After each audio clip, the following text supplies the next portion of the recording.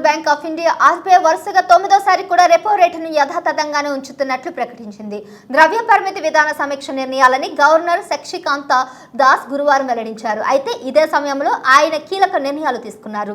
UPI పన్ను చెల్లింపుల పరిమితిని 1,00,000 నుంచి 5 లక్షలకు పెంచారు. ఇంకా చెక్ క్లియరెన్స్ పైన ప్రకటన చేశారు. పేదలకు ఇచ్చింద్రమ్మ ఇండ్ల పథకంపై డిప్యూటీ సీఎం భట్టి విక్రమార్క కీలక ప్రకటన చేశారు. త్వరలోనే ఈ పథకాన్ని ప్రారంభించినట్లు వెల్లడించారు. అర్హులైన లబ్ధిదారులకు ఒక్కో ఇంటి నిర్మాణానికి 5 లక్షల సాయం చేస్తామన్నారు. ఎస్సీ ఎస్టీలకు మరో 1,00,000 అదనంగా ఇవ్వనున్నట్లు తెలిపారు. గురువారం మధ్యాహ్నం దక్షిణ జపాన్లో భారీ భూకంపం సంభవించింది. దీని తీవ్రతలు స్కేల్ పై 6.9 తీవ్రత నమోదైనట్లు తెలుస్తుంది. ఈ భూకంప కేంద్ర దక్షిణ జపాన్లోని క్యూషు ద్వీపంలో సంభవించగా 7.1 తీవ్రతతో ప్రకంపనలు వచ్చాయి. దీంతో స్థానికంగా ఉన్న ప్రజలు ఒక్కసారిగా భయభ్రాంతులకు గురయ్యారు. వెంటనే తమ ఇండ్ల నుంచి బయటకు పరుగులు తీశారు. జపాన్ వాతావరణ సంస్థ ప్రకారం మొదటి భూకంపం జపాన్ యొక్క దక్షిణ ప్రధాన ద్వీపం కృషి తీర్పు తీరంలో సుమారు 30 కిలోమీటర్లు కేంద్రీకృతమైంది. కాగా ఈ భూకంప ప్రభావంతో ఎటువంటి ఆస్తి ప్రాణ నష్టం జరిగిందనే దానిపై ప్రస్తుతం ఎటువంటి సమాచారం అందలేదు.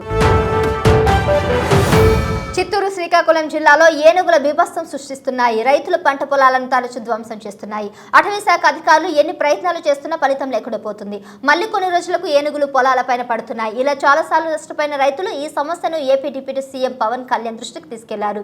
ఏనుగులను తరిమేందుకు కుంకి ఏనుగులు అవసరమని పవన్ కళ్యాణ్ అటవీ శాఖ అధికారులు తెలిపారు. రాష్ట్రంలో 2 కుంకు ఏనుగులు మాత్రమే అందుబాటులో ఉన్నాయి కాబట్టి దీంతో ఏనుగుల మందలను తీసుకురావాలని హెల్ప్ చేయాలని అడిగారు. కుంకు ఏనుగులు ఎక్కువగా కర్ణాటక రాష్ట్రంలో అందుబాటులో ఉన్నాయన్నా వీటిని రాష్ట్రానికి తీసుకొస్తే సమస్యలు తీరే అవకాశం ఉందని పవన్ కళ్యాణ్ దృష్టికి తీసుకొచ్చారు. వాళ్ళంతా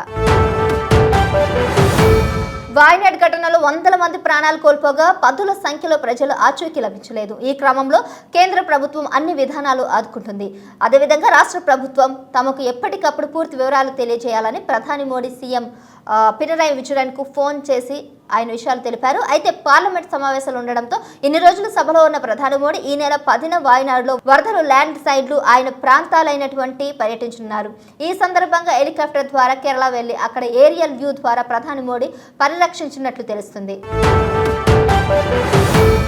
వామపక్ష నేత రాజకీయ కురువృద్ధుడు పశ్చిమ బెంగాల్ మాజీ సీఎం బుద్ధదేవ్ భట్టాచార్య ఇవాళ ఉదయం దక్షిణ కోల్కతాలో తన నివాసంలో తుదిశ్వాస విడిచారు. 1944 మార్చి 1న కోల్కతాలో జన్మించిన ఆయనకు ప్రస్తుతం 80 ఏళ్లు నిండాయి. కాగా గత కొంతకాలంగా ఆయన శ్వాసకోశ సమస్యలతో ఆసుపత్రిలో చికిత్స పొందుతున్నారు. అదేవిధంగా చికిత్స అందుకున్నారు. అయితే ఇవాళ ఉదయం ఆయన ఆరోగ్యం బాగోలేకపోతే వెంటనే ఆయనని హాస్పిటల్కు తరలించారు. అక్కడే ఆయన ప్రాణాలు విడిచారు. కాంగ్రెస్ ప్రభుత్వం మహాలక్ష్మి పథకంలో భాగంగా 500 రూపాయలకి గ్యాస్ సిలిండర్ అందిస్తున్న విషయం తెలిసిందే. 6 గ్యారెంటీల అమల్లో భాగంగా రాయితీపై సిలిండర్లు అందిస్తున్నారు. రాష్ట్ర వ్యాప్తంగా 1.2 కోట్లు గ్యాస్ కనెక్షన్లు ఉండగా రేషన్ కార్డు ఉన్నవారు మాత్రమే 500 రూపాయల గ్యాస్ సిలిండర్ పొందేందుకు అర్హులుగా ప్రభుత్వం నిర్ణయించింది. దీంతో తెలంగాణ రాష్ట్ర వ్యాప్తంగా రేషన్ కార్డులు ఉన్నవారు 89.99 లక్షల మంది ఉన్నారు. ప్రజాపాలన దరఖాస్తుల ద్వారా వీరిలో 91.49 లక్షల మంది 500 గ్యాస్ సిలిండర్ కోసం దరఖాస్తు చేసుకోగా తొలుత 39.5 లక్షల కుటుంబాలను అర్హులుగా గుర్తించారు. దేశీయ ఈక్విటీ మార్కెట్లు భారీ నష్టాల నుంచి బయటపడ్డాయి. మంగళవారం కేంద్రం long term capital gains tax కు సంబంధించి సడలింపు ఇస్తూ ప్రకటించిన నేపథ్యంలో రియాలిటీ రంగ షేర్లతో ఉత్సాహం కనిపించింది. దీంతో మార్కెట్లో ముగిసే సమయానికి సెన్సెక్స్ 874.94 పాయింట్లు పుంజుకొని 79,460 వద్ద, నిఫ్టీ 304.9 పాయింట్ల వద్ద లాభపడి 24,297 వద్ద ముగిశాయి. నిఫ్టీలు మెటల్ మీడియా, ఫార్మా, రియాలిటీ సహా అన్ని రంగాలు రాణించాయి. Indus bank, tech Mahindra, Titan, Hindustan Unilever అదేవిధంగా జాతీయ స్టాక్ నష్టాలను నమోదు చేశాయి. అమెరికా డాలర్తో రూపాయి మారకం విలువ 83.9 వద్ద నిలిచింది.